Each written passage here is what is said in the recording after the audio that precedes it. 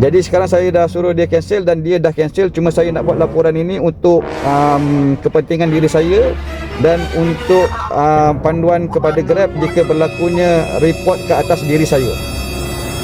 Okey, baik. So kalau macam tu dekat sini saya tolong remark dekat dia punya account untuk protect dia punya account. Lama baru.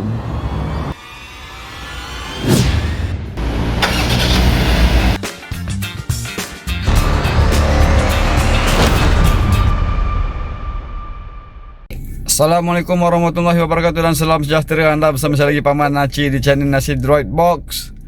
Hari ini 1 Oktober 2025, 7.09 pagi. Kita punya minyak tinggal 1 bar. Kita belum pernah isi lagi minyak yang subsidi RM1.99. Kita punya kilometer itu hari last 89. Kita nantikan kita isi minyak dulu baru kita kosongkan. Kita punya trip B selepas servis terakhir 4,227 km. Kita punya odometer sekarang 75,019 km. 75,019 km. Untuk kita isi minyak subsidi RM1.99 selama sebanyak 300 liter. Kita tengoklah boleh bertahan berapa lama. Dah kena beratur dah.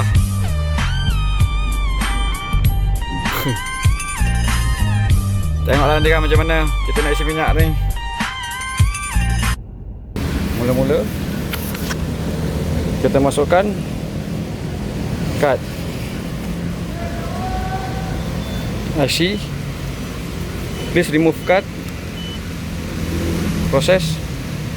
Okey, kita masukkan enter RM layak. Kita masukkan RM65. Enter. Kita tap. Sambil proses. Lulus. Lepas tu kita masukkan kad Petron. Lepas tu begin filling. Alhamdulillah tadi kita dah isi minyak penuh. Kita isi RM65. Isi RM65. Tapi sebenarnya yang masuk harga, kalau ikutkan harga RM2.60 RM84.92. Itu kalau harga RM2.60. Tapi ada subsidi dia tolak RM19.92. Ada baki lagi 267 liter balance. Tadi kita isi 32.6 liter dengan harga RM1.99. Okey. Jadi maknanya minyak naik harga daripada RM2.05 kepada RM2.60. Tetapi rakyat Malaysia yang berkelayakan akan terima subsidi dengan harga RM1.99 300 liter yang pertama. Jika lebih pakai 300 liter, anda kena bayar RM2.60. Okey, sekarang 7.30 1 Oktober 1.3 km. Kita nak online. Sekarang ni kalau tunggu, kalau boleh kita nak jimat minyak. Jangan hidupkan aircon kalau pagi-pagi tak panas. Sebab kita ada 300 liter je. Matikan enjin. Sekarang Bismillahirrahmanirrahim. La haula wala quwwata illa billahil azim. Allahumma shalli ala sayyidina Muhammad wa ala ali sayyidina Muhammad. Terlupalah nak baca. Alhamdulillah. Dapat.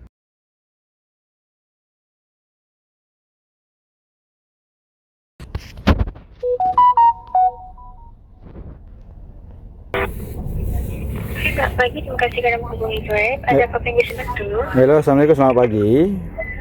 Ya, selamat pagi. Okey, tadi saya ada terima satu booking daripada Mercure Hotel Jalan Pudu, menghala ke KLIA.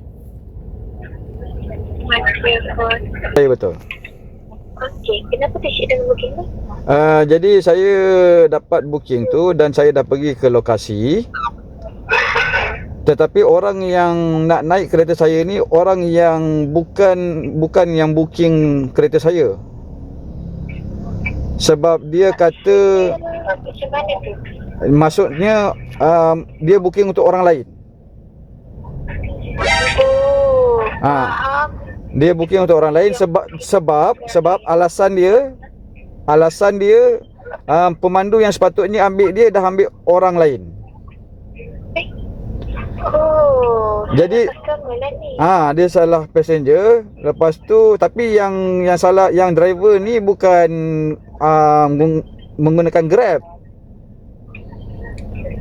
Oh, dia bukan guna Grab, Ah. dia guna engineering lain. Jadi pemandu yang ambil tersalah orang ni dia tak gunakan Grab, dia ambil pemandu orang lain yang order Grab, tapi dia dah terambil orang yang order dengan saya ni. Alamak.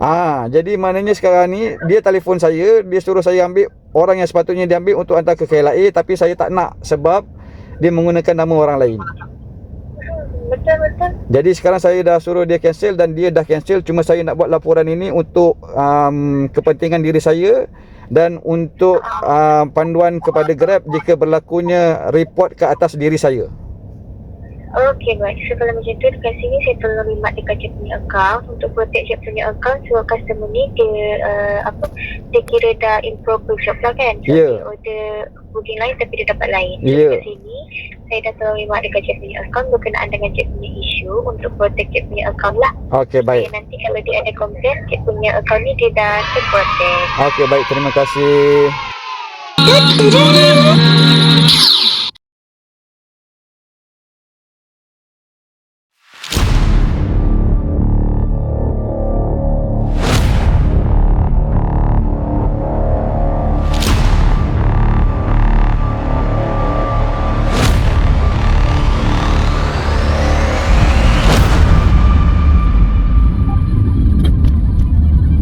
Alhamdulillah kita dah sampai KLIA. Sekarang kita jalan 66.2 km daripada Jalan Pudu mengalir ke KLIA 1 dan pergi ke Landside. Kita tengok berapa kilometer kita jalan, berapa penggunaan minyak kita untuk kita kira tambang ke KLIA. 64.5 km 58 minit 18.6 km per liter. 18.6 km per liter. Okey, tadi kita berjalan sejauh 64.5 km daripada Jalan Pudu pergi ke KLIA 1 dan pergi Landside. Penggunaan minyak kita bagikan dengan 18.6 km per liter. Jadi kita menggunakan minyak sebanyak 3.46 liter. So kita kalikan dengan 1.99 liter. Penggunaan minyak kita RM6.90. RM6.90. Penggunaan minyak daripada KL ke KLIA dan Landside. So kira RM7 lah. So kita dapat RM52. Kita dapat bersih RM45 selepas tolak duit minyak. Untuk harga baru subsidi RM1.99 per liter untuk 300 liter yang pertama. Perkembangan terkini kita sudah dapat tahu 15 Oktober nanti akan diberikan keputusan sesiapakah seseorang pemandu itu sepenuh masa yang layak untuk menerima tambahan kuota minyak subsidi pada harga RM1.99 dan siapakah yang separuh masa yang tak layak untuk menerima tambahan kuota minyak subsidi. Jadi berdasarkan maklumat yang saya perolehi, kriteria dia adalah seseorang pemandu e-hailing itu perlu melakukan jumlah jarak perjalanan membuat e-hailing sejauh 3,000 km pada bulan lepas. Maknanya selama sebulan lepas, bulan 9 adalah melakukan perjalanan sejauh 3000 km untuk membuat e-hailing. Tak kira lah daripada company mana, Grab ke apa-apalah yang kuning ke, yang hijau ke, yang merah ke. So cara pengiraan itu wallahualam saya pun tak pasti. Kalau seseorang itu hanya memandu satu sahaja, maknanya itulah jarak yang dibuat. Tetapi sekiranya dia ada buat hijau, dia ada buat kuning, dia ada buat merah, jadi adakah ketiga-tiga itu akan menghantar laporan kepada pihak MOF ataupun macam mana skema dia untuk dia buat pengiraan itu, hanya syarikat-syarikat saja yang tahu. Tapi antara kriteria yang telah ditetapkan 3000 km dan akan mendapat tambahan sebanyak 300 liter lagi pada harga subsidi RM1.99. Bermakna seseorang pemandu e-hailing sepenuh masa akan layak mendapat jumlah keseluruhan 600 liter pada harga RM1.99 selama sebulan. Bermakna 300 liter mungkin untuk kegunaan peribadi ataupun 300 liter lagi untuk membuat e-hailing. Itu antara maklumat yang telah diterima. Kesahihannya kita tunggu 15 hari bulan nanti. So sebelum 15 hari bulan nanti kepada pemandu-pemandu e-hailing, bajet-bajet lah jangan lebih 300 liter. So bulan ni kita santai-santai saja sehinggalah confirm 15 hari bulan nanti kan kita layak untuk mendapat subsidi kuota tambahan minyak dengan harga RM1.99. Jika tidak dimaktubkan lagi dan tidak dilaksanakan, bermakna pemandu-pemandu e-hailing terpaksa membayar dengan harga RM2.60 untuk meneruskan pencarian rezeki. Harap-harapnya tidak sampai ke tahap itu. Terusnya kita boleh bincangkan juga 15 hari bulan nanti, jika dah diputuskan siapakah yang sepenuh masa, siapakah yang separuh masa. Jadi yang sepenuh masa insya-Allah tak ada masalah, akan dapat tambahan kuota 300 liter sebab dia dah melakukan 3000 km pada bulan yang lepas.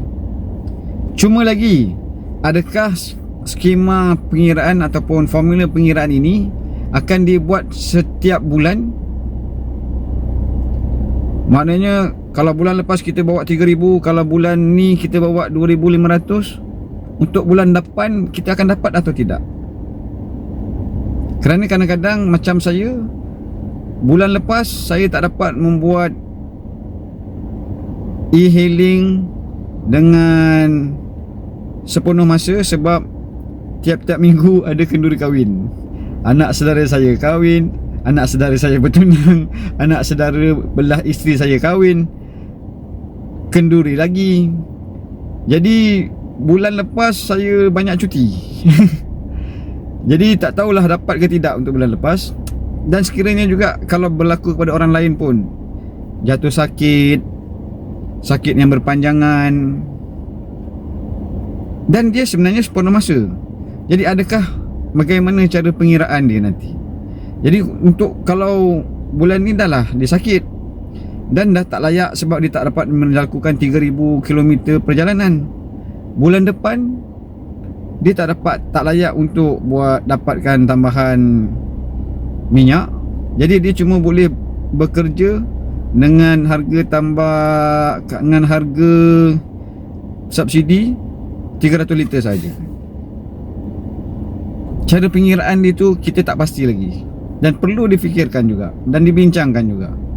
Dan bagaimana pula dengan nasib pemandu-pemandu separuh masa yang kadang-kadang hanya buat ujung minggu, yang hanya kadang-kadang buat sebelah malam, yang memang kalau dah jalan ada income dan adalah kilometer itu. Jadi adakah mereka perlu menghabiskan kuota peribadi Jadi dekat situ mungkin maknanya pemandu-pemandu separuh masa perlu pandai-pandai buat kiraan ataupun atur kuota 300 liter itu untuk kegunaan peribadi dan untuk buat e-hailing. Bila sesuatu perubahan berlaku pada awal-awal memang agak susah, ataupun kita boleh bincangkan juga kalau misalnya kata yang part time tu ada suami isteri, mungkin boleh gunakan kuota suami. Kadang-kadang ada brother-brother kita yang memang dah ada anak apa semua, dan anak tu pun ada lesen dan layak untuk terima subsidi, dan anak itu mungkin cuma guna motor saja. Jadi mungkin boleh menggunakan kuota untuk daripada anak. Jadi kena pandai-pandai kena pandai-pandai adjust lah benda ni kan. Bila dia dah buat macam ni, Nabi nak buat macam mana? Banyak yang kita boleh bincang, banyak yang nak difikirkan. Cuma lagi kita sebagai rakyat, kita kena ikut je lah apa-apa keputusan yang dibuat oleh kerajaan. Jadi untuk pemandu-pemandu e-hailing yang kita selalu mengharapkan untuk kenaikan harga asas untuk e-hailing, Grab ke AirAsia ke, saya rasa untuk kenaikan harga tu impossible untuk berlaku, impossible untuk terjadi. Jadi RUU Akta Pekerja-pekerja gig itu kita boleh bincangkan lagi. Persatuan-persatuan insya-Allah boleh mengemukakan cadangan-cadangan yang bernas kepada pihak kerajaan, pihak yang berwajib, pihak yang berkepentingan dalam industri ini. Cuma kita harap ada sedikit pembelaan terhadap nasib-nasib pekerja seperti kita. Kita nak marah-marah pun tak guna, nak marah tak. Kita nak bising-bising pun, siapa yang rasa macam tak berbaloi, mungkin dia akan cakap carilah kerja lain. Tapi ada setengah-setengah orang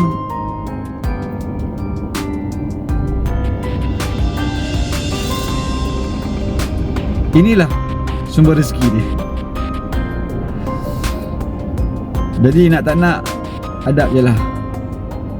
Semoga kita semua akan diberikan kebaikan dan dipermudahkan segala urusan dalam usaha mencari rezeki.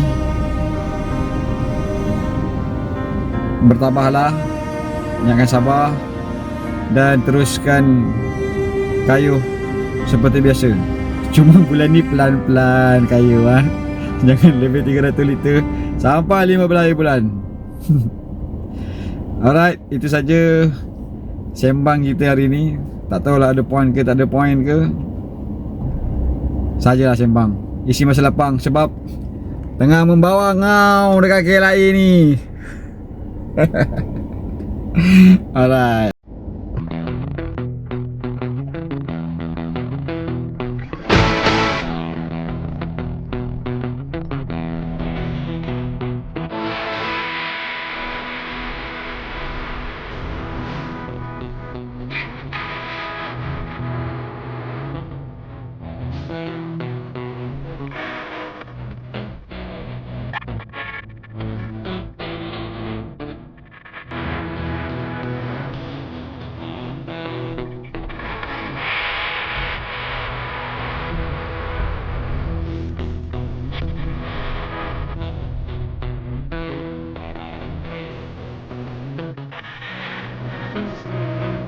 Baru sampai KLIA. Baru ambil tadi daripada Jalan Ampang pergi KLIA, Jalan Sultan Ismail, Jalan Ampang. So RM156, kita jalan 195.5 km. Kita tengok berapakah kilometer dia daripada KLIA Landside pergi KLIA 1 hantar ke Jalan Tun Perak. Daripada Jalan Tun Perak mengalir ke Jalan Nampang, dapat dekat Jalan Nampang, Jalan Sultan Ismail, pergi KLIA 2, sekarang land side. Kita tengok berapa jauh perjalanan kita dan berapa lama. 129.2 km, 2 jam 20 minit, 17.2 km per liter.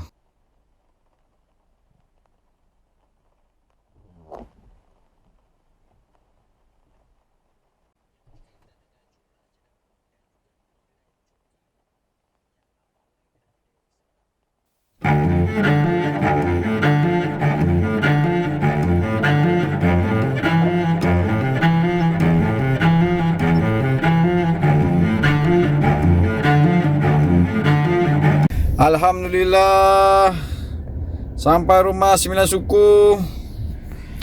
Kita jalan hari ini 267.8 km. Minyak turun 3 bar. Pendapatan kita hari ini RM214.40, 4 job, 2 set KLIA. Alhamdulillah, terbaik. Nanti kan kita tengok berapakah penggunaan minyak. Okay, ini daripada landside pergi KLIA 2. Lepas tu tunggu lebih kurang dalam 5-10 minit. Lepas tu pergi 2 Central, lepas tu balik rumah. Kita tengok prestasi kita macam mana. 68.3 km, 1 jam 31 minit, 17.3 km per liter.